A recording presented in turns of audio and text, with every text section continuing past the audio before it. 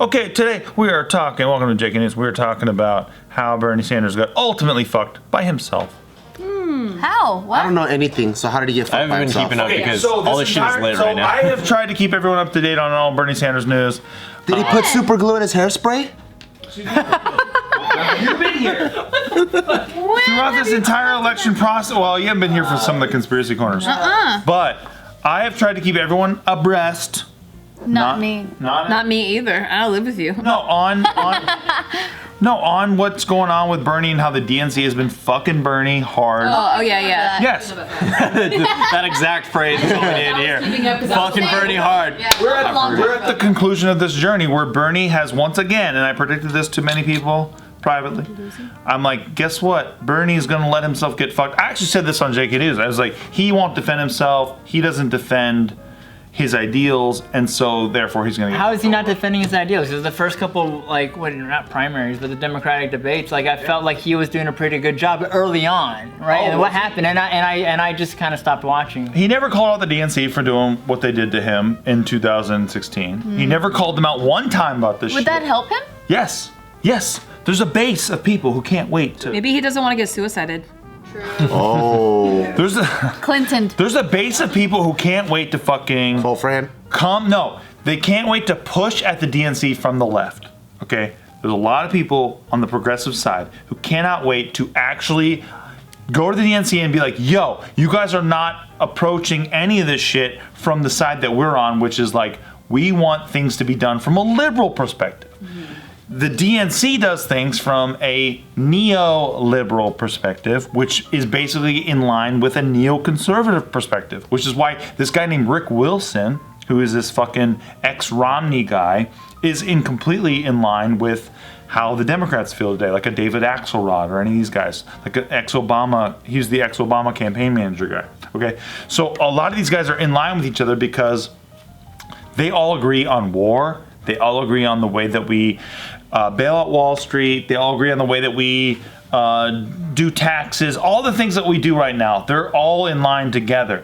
And so the basic idea is that the DNC seems content to lay down and let Trump win again, instead of actually fronting a candidate like a Bernie who could actually potentially put up a fight. So they're putting a Biden in place because they know that Biden's controllable. Look at the guy, he's fucking senile. I don't know anybody who thinks that Biden's tight. I've never met one person who's like Obama people. I don't think I don't think that. You don't think so? Not even. No. I never met anyone who's been. I'm just talking about. They say once Obama endorses Biden, like publicly, He already has. He already has. Yeah. Then Biden's gonna get the Democratic vote. Look, he's already getting it. It's fine. But the point being, I don't know anyone who's enthusiastic about Biden. Who's like, I can't. It's another Clinton situation. Absolutely. I can't wait to get Joe Biden in there. He's actually worse than Clinton because Clinton, there's a famous video of her on September 11th where she got dizzy, fell into a van. Okay. Joe Biden is like that every day. Not on September 11th. Joe Biden, you see the video of him last night? Or it was 3 nights ago? Joe Biden gives his victory speech and then he freezes up at the end and his wife has to be like, okay, honey, let's go. And then he's like, yeah, like, you know. And then she's like, yeah, baby, let's go. Trump's gonna win and again. Then, right, exactly. That's what. But this is all being set up. The DNC is completely content with Trump winning again, rather than running somebody who could beat Why? Trump. Because it's all about the money, right? If you can run an email campaign every week saying, "Here's what Trump's doing to fuck you this week," then a bunch of people donate from that, and then everyone gets pissed collectively, and you donate a bunch of money, and the DNC's coffers get filled, and the DNC's in a lot of debt right now, so they're perfectly content with you doing that. Are we in a conspiracy corner? Well, it's always going to be like that, but really Conspiracy Corner to me is just fucking talking about the real shit that's going on. Because I can show you that the DNC fucked Bernie, and then people still call that conspiracy shit, and it's not conspiracy shit. Like you can show actually. Donna Brazile, the former head of the DNC, admitted to doing this shit. Truth talk. And I've talked about this shit before, but I have to reiterate this shit because everyone, look, okay, how many times have I talked about the Russian bullshit. I said, oh, Russian collusion is a bunch of bullshit. I told that to you years ago. Yep. Guess what? It turned out to be bullshit. Oh, guess what? You might say, oh yeah, but there was a bunch of indictments that the Justice Department levied down against all these Russian actors who were trolling all this shit. Guess what? The DOJ just dumped that yesterday. And oh, you might say, Bill Barr, he fucking... he's in cahoots with Trump and he purposefully made sure that they dumped the case. No. Mueller's own prosecutors signed off on dumping the case, which means they had fucking nothing. They didn't expect the Russian trolls to go to trial because it was all optical. It was a campaign being fucking initiated against the Trump administration so we wouldn't talk about the real shit, and the real shit is shit like what Bernie's talking about. We're like, you guys can't afford healthcare right now. Isn't that interesting? See, this is where it's like truth is stranger than fiction. It's like so crazy that it's like people don't want to believe it because they'd rather believe something fucked. They'd rather believe that something fucked up. That makes more sense than that their government is conspiring against them or whatever. Hey, look, I'm just one of those assholes who's like, wow, isn't it cool that our government can bail us all out during economic downcline, but why can't they bail us all out when we all can't afford healthcare? Yeah. It's one of those crazy things. That's a good point. And that's all. That's all I'm saying, right? So fuck the whole thing that we all have to. It's like, oh, why can't we figure out how to make it financially work? All this shit. The media always asks Bernie, like, how can you make that work? And Bernie's like, well, we can print money. There's a bunch of things we can do. But everyone's always so full of shit about that.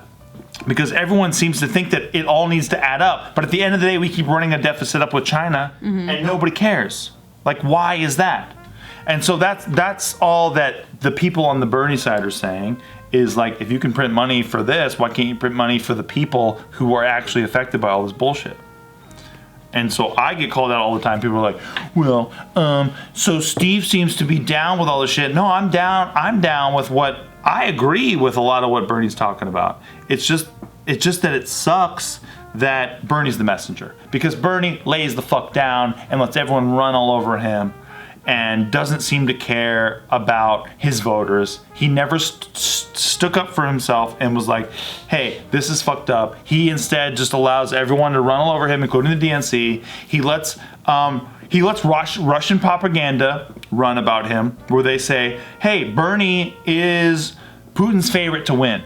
And then they come out 24 hours later and they say, well, okay, like that's not necessarily true, but the story got out already. Yeah. You think that affects primary votes? Yeah, I think so. Especially when you stoke up a bunch of fucking DNC voters to think that Russia's some huge enemy that has fucked us, even though they gave $100,000 maybe to fucking over our elections. Meanwhile, Mike Bloomberg gave $400 million and he didn't affect one fucking single vote. Like, how come nobody puts this shit together and goes, isn't this weird how Russia fucked our election last time by putting $100,000 in, which is what Facebook said. They were in Congress, they said that shit.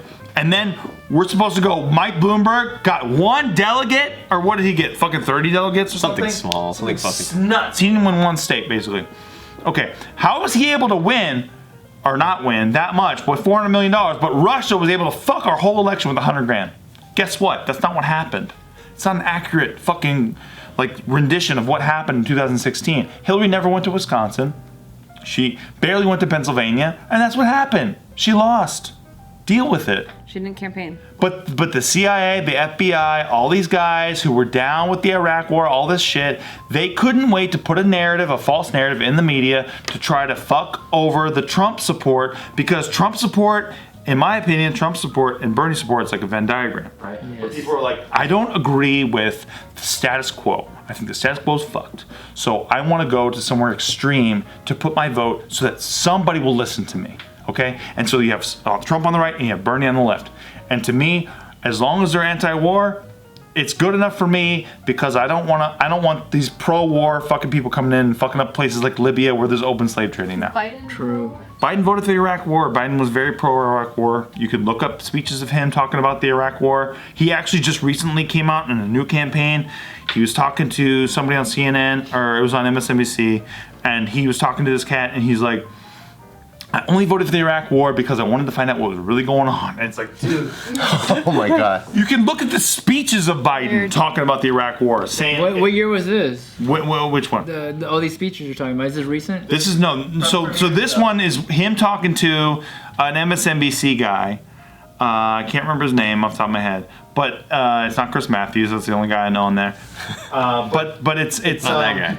Oh God, what's his name? What year It's was fine. it? The year that he was talking about the Iraq War was Yeah. when it was like 2002, 2003. And then you can see videos of old Biden talking about how he voted for the Iraq War, and if you disagree with that, then fuck you, basically. Like, he was very pro-Iraq War, and so was everyone at the time. George Republican Bush. and Democrat. Yeah. George Bush, Dick Cheney, all those fucks. And the intelligence community. The intelligence community, by the way, worldwide, who all lied to get us into the wars. So that's what we're all saying is, I don't trust these fucking people anymore. By the way, the FBI was following the 9/11 hijackers. They actually had agents who were on the case, who were watching these guys. They never picked them up, never did anything. The 9/11 hijackers were able to do what they did. Why were the FBI even following them then? Like, so a lot of people are like, I don't trust our intelligence community. I don't trust our government who told us Russian collusion, all this bullshit, and they use it against people like Tulsi Gabbard. I think honest people like Bernie Sanders, I think, who are trying to affect change in our government and in our world, they get called Russian colluders and Putin's puppets, just like Trump did, because if you're a political enemy of the FBI, CIA establishment types, then that's how they destroy you. Is just by saying, hey, you're one of those enemies, just like what happened with the Red Scare, where if you're an actor in Hollywood and they say you might be a communist or sympathetic to communism, then you're a communist. And so nobody's gonna watch your movie anymore, and your career's over overnight. Blacklist. Damn. Is there anyone on the Republican side that is kind of like the DNC, where like they're pro-war and Yeah, every single one of them. Yeah. Every single one of them. but Trump's warding them off, basically? I don't know yet. Let them be an Well, I don't know yet because Trump seems okay with what's going on in Yemen. True. With Saudi Arabia, so I don't know yet. So at least Trump is the first president in my lifetime. Well, not in my lifetime. He's the first president since I've been an adult who has not initiated a war. True. But that's a pretty rough A standard. lot of wars Yeah. he could have started too. That's the roughest standard I've ever heard of, right? So I'm not excited about that, right? That doesn't excite me. I think that Bernie wouldn't have started another war, is all. I think that somebody like that, who maybe has ostentatious ideas that people are like, well, that's impractical, that's crazy, whatever, like Trump, at least they're not going to try to fucking start another war in the Middle East. You know, when Bill Clinton said that House of Cards, the show House of Cards, wasn't too far off from the truth, that was like really telling, you know? Depressing. It's depressing, man. It's a depressing fucking game, politics. It is. Look at Bernie Sanders, right?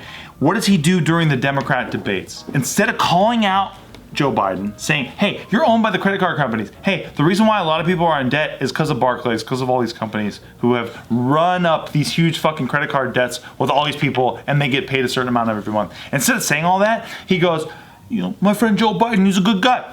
I happen to have different opinions than my friend Joe Biden. And instead of saying What? that That's what he's saying all the verbatim? time. Why is he doing that? Why is he bringing that game plan to a debate? Well, hey, how about the fact that in the debate, you got a bunch of people applauding for certain things that Joe Biden says, which might as well, Joe Biden might as well be up there and like, hey, it could go to hell. And people are like, yeah, man, that's a good point. And then Bernie's not going like, hey, you know who just clapped? The lobbyists, all the fucking people from the healthcare industry who are here. Like, he never did any of that shit. That's what's crazy. I paid $12,000 because me and Nikki paid $12,000 because I had a kidney stone. $12,000. Imagine if I had something more serious. And that was with health insurance. Imagine. Imagine. $600 a month health insurance. My buddy's old man just got diagnosed with prostate cancer. And he's got to go get treated during Corona. Talk about being fucked.